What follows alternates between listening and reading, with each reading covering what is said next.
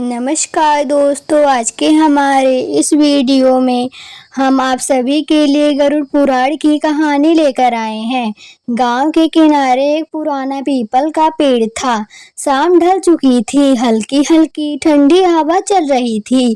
पक्षी अपने घोंसले की तरफ लौट रहे थे। उसी पेड़ के नीचे चारपाई पर बैठे थे बूढ़े दादा रामनाथ। उनके सफेद बाल और चेहरे की झुर्रियां उम्र की कहानी कह रही थी। उनका छोटा पोता गोलू धीरे धीरे उनके पास आया। उसके चेहरे पर डर और सवाल दोनों थे। दादा, गोलू धीरे से बोला।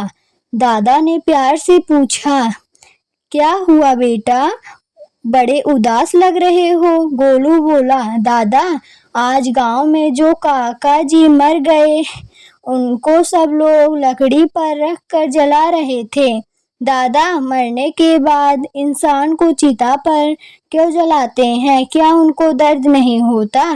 दादा कुछ देर चुप रहे, फिर आसमान की तरफ देखने लगे। बेटा, आज जो सवाल तुमने पूछा है उसका जवाब खुद गरुड़ पुराण में लिखा है, लेकिन सुनोगे तो डर भी लगेगा और जीवन की बड़ी सीख भी मिलेगी। गोलू दादा के और पास आकर बैठ गया। दादा, आप बताओ ना। दादा ने गहरी सांस ली और कहानी शुरू की। बहुत समय पहले भगवान विष्णु के वाहन गरुड़ जी ने भगवान से यही सवाल पूछा था। गरुड़ जी बोले, प्रभु, जब कोई मनुष्य मर जाता है तो उसे चिता पर क्यों जलाया जाता है? आत्मा के साथ क्या होता है? तब भगवान विष्णु बोले, गरुड़, यह संसार एक सराय की तरह है। जो आया है उसे एक दिन जाना ही पड़ता है। शरीर मिट्टी का बना है और अंत में मिट्टी में ही मिल जाता है। दादा ने गोलू की तरफ देखा। बेटा, शरीर 5 चीजों से बना है, जल, वायु, अग्नि, पृथ्वी और आकाश। जब मनुष्य मर जाता है तब चिता की अग्नि शरीर को फिर से इन तत्वों में मिला देती है। गोलू डरते हुए बोला, दादा, मरने के बाद आदमी उठता नहीं? दादा बोले, नहीं बेटा, आत्मा शरीर छोड़ देती है। फिर दादा धीरे धीरे आगे बोले, गरुड़ पुराण में लिखा है कि जब इंसान की मृत्यु होती है तो आत्मा कुछ समय तक अपने शरीर के पास ही रहती है। वह अपने घर वालों को रोते देखती है। गोलू की आंखें बड़ी हो गई। सच दादा? हाँ बेटा, दादा बोले। एक बार एक सेठ था, बहुत धन कमाया लेकिन गरीबों की मदद नहीं की। जब उसकी मृत्यु हुई तो उसकी आत्मा घर में घूमती रही।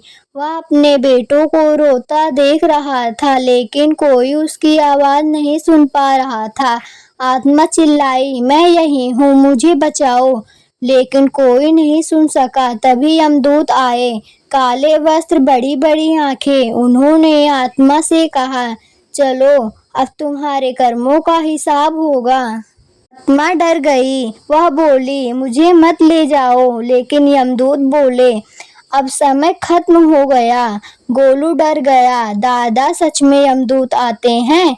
दादा बोले, गरुड़ पुराण में ऐसा बताया गया है बेटा, लेकिन याद रखना, अच्छे कर्म करने वाले को डर नहीं लगता। फिर दादा बोले, जब इंसान का शरीर चिता पर रखा जाता है तब अग्नि शरीर के मोह को खत्म करती है। अगर शरीर ऐसे ही छोड़ दिया जाए तो आत्मा का मोह बढ़ता है, इसलिए अंतिम संस्कार किया जाता है ताकि आत्मा अपनी यात्रा आगे बढ़ा सके। गोलू बोला, तो दादा, चिता जलाना जरूरी होता है? दादा बोले, हाँ बेटा, क्योंकि इससे शरीर 5 तत्व में मिल जाता है और आत्मा को आगे जाने का रास्ता मिलता है। फिर दादा की आंखें भर आई। उन्होंने कहा, लेकिन बेटा, सबसे बड़ी बात जानो, इंसान खाली हाथ आता है और खाली हाथ जाता है। ना धन जाता है, ना जमीन, ना घर, सिर्फ कर्म साथ जाते हैं। गोलू अब ध्यान से सुन रहा था। दादा बोले, एक गरीब किसान था। उसने जीवन भर लोगों की मदद की।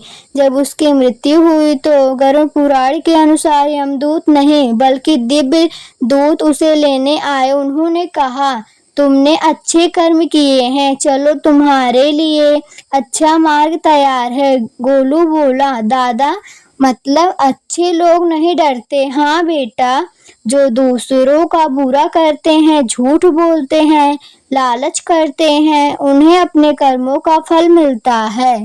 फिर दादा ने गोलू के सिर पर हाथ रखा, इसलिए कभी किसी का दिल मत दुखाना, गरीब की मदद करना, माता पिता की सेवा करना और भगवान का नाम लेना। तभी दूर मंदिर की घंटी बजने लगी। गोलू धीरे से बोला, दादा अब मुझे मौत से इतना डर नहीं लग रहा। दादा मुस्कुराए, डरना नहीं चाहिए बेटा, मौत सच है, लेकिन उससे पहले अच्छा इंसान बनना सबसे जरूरी है। गोलू बोला, दादा मैं अच्छे काम करूँगा। दादा की आंखों से आंसू निकल आए। उन्होंने कहा, बस बेटा, यही गरुड़ पुराण की सबसे बड़ी सीख है। ऐसी और कहानियों के लिए हमारे चैनल अवधि